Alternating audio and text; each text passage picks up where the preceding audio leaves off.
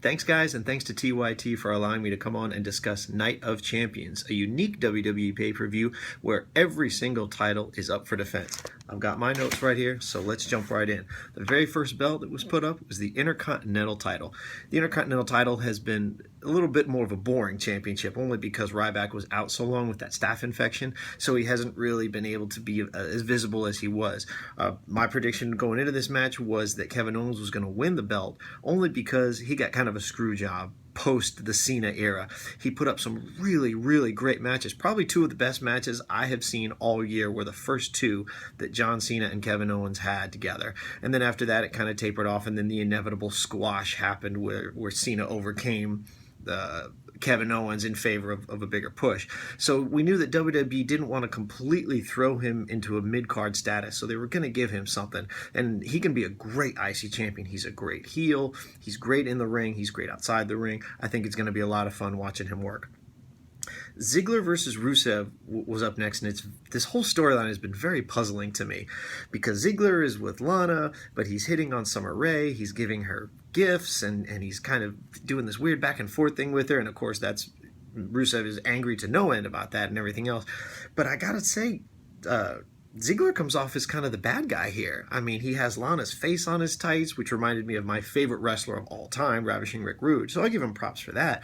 But it's still strange for the guy who's supposed to be the face, and he's the one acting really weird. I mean, he's just playing mind games with her, or this is his character.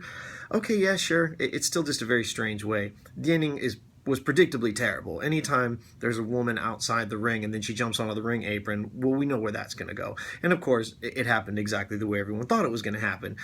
Summer Rae threw her shoe at him and it hit Rusev, and somehow that distracted him enough for Ziggler to hit the zigzag and get the win. But yeah, okay, sure. Thankfully, up next, we got some redemption with the New Day and the Dudleys. The WWE can do no wrong, fingers crossed, with the New Day. Everything they do is so good. Ever since they formed, they have just been doing things right, and they've turned themselves into not much more of a parody of themselves too. But now you see Xavier Woods coming out with a Rufio hairstyle, and he's been the trombone recently and stuff like that. It reminds me of Bill Alfonso in old ECW days when he had his whistle, when he would come out with RVD and Sabu and people like that, and everyone just hated him, but they loved to hate him. So the WWE has really struck gold with the way that the New Day has evolved as a tag team. It also helps that all three of the men are really talented in the ring, so I'm really happy to see them work. I'm also happy that the Dudleys are back, because the Dudleys are one of the rare instances of WWE nostalgia that actually works for them, because they're not too old, they're not past their prime, they can actually still put some solid ring work in, and we saw that in this match. Ultimately, the New Day would be victorious and retain their titles, but I know I disagree with the fashion. I don't like the DQ rule. I think it's stupid, only because what incentive is there to even have a match? If I can just get disqualified and I technically lose, but I don't lose my title, then why would I even wrestle in the first place? Why wouldn't I just get myself disqualified immediately and save myself the 10 minutes? But you know what? I'm suspending reality for the sake of the story, so it is what it is. Maybe that's going to lead into the no disqualification match they'll have in the future, and it'll still be entertaining because both tag teams have really solid work.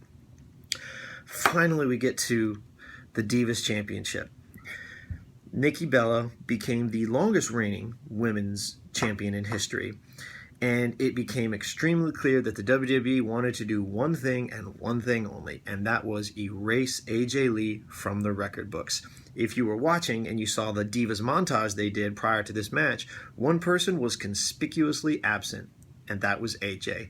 She was previously the longest reigning Divas champion prior to Nikki, and yet no mention of her? Like, that's not significant at all? Come on, guys, you're better than that. You know what? I take it back. You're not better than that, because you really just wanted to rub salt in her wound. So not long after Nikki breaks this record, she drops her title to Charlotte.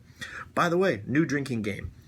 Take a drink every time they mention that Charlotte is related to Ric Flair, and chug your beer every time they actually show Ric Flair, and get alcohol poisoning whenever Ric Flair cries. You know what? One second, that don't do that, because it'll happen way too often.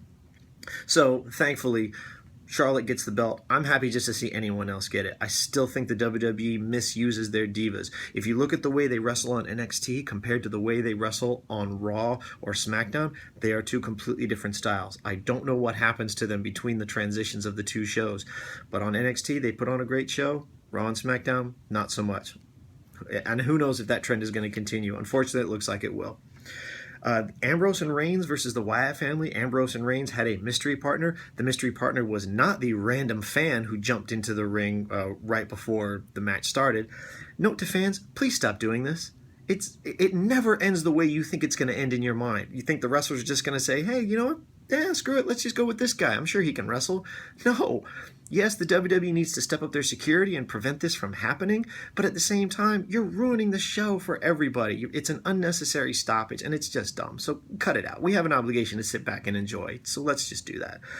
The mystery partner could have been anybody. I was hoping that it would be somebody from NXT.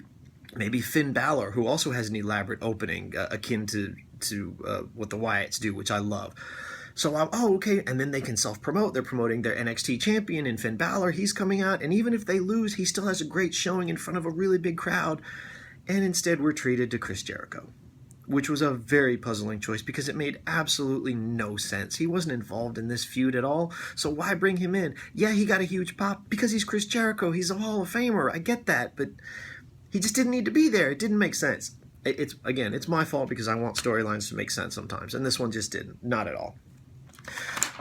Next, we come to the one of two, I guess, co-main events. Cena versus Rollins for the U.S. Championship. Had a feeling Cena was going to retain this one only because WWE found a lot of success with the Open Challenge for the U.S. Championship, which I really, really enjoyed. It gave new wrestlers a chance to compete for a belt. Even though Cena was victorious almost every single time, that didn't matter. They got a chance to showcase their skills, and it was just something different. It was a lot of fun. So they put on a solid match. The king of CrossFit, Seth Rollins, deserves a lot of credit because essentially what he had to do was an Iron Man match. He had to have this full match with Cena.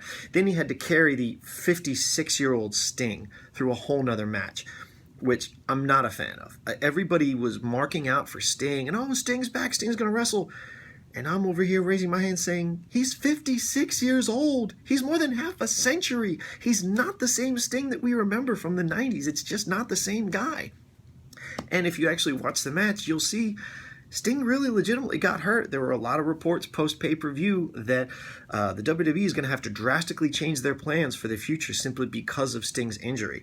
So we'll see how that goes. But the match before, Cena retains. Rollins tries to escape in typical heel fashion. Cena grabs him, throws him back into the ring for their next match, has a match with Sting. He retains. Everybody's happy. We're all expecting Sheamus to come down to cash in his Money in the Bank on an exhausted Seth Rollins. And instead we get Kane, which was a little puzzling. And we don't get corporate Kane. We get Demon Kane, who chokeslams him, and then Sheamus is in, and he's around there. And we thought, okay, so now he's going to cover him and win. And instead, Kane chokeslams Sheamus. Again, it was very confusing because I thought, well, if you're Kane and you want revenge on Seth Rollins for what he did to you after Brock Lesnar broke your ankle, wouldn't you want him to lose his belt? Wouldn't that be the ultimate insult? And some people on Twitter were saying, no, it's because Demon Kane doesn't think, and he's methodical, and he's crazy. He's not. Well, that doesn't really play in. So you want me to believe he's dual personality? He's corporate Kane, and he's thinking and practical, and he's a financial analyst, and then when he's Demon Kane, he's crazy? Okay, you know what? Sure. But we'll talk about that in another video on the Raw Fallout. And so, ultimately, Seth Rollins retains his World Heavyweight Championship belt. He keeps it, and I love it because he's a great champion. He's a heel. He's a fantastic worker. So, I have no problem with that. That's all for me. You can follow me on Twitter at Chief Joshiola, and I post up new articles every Friday at PWP Nation. That's ProWrestlingPowerhouse.com. Also, look, I love you, Anna Kasparian. That judge, look, we are meant to be more than 500 feet away from each other, so we can go ahead and drop those silly charges. Anyway, thanks, guys. Talk to you soon. Bye-bye.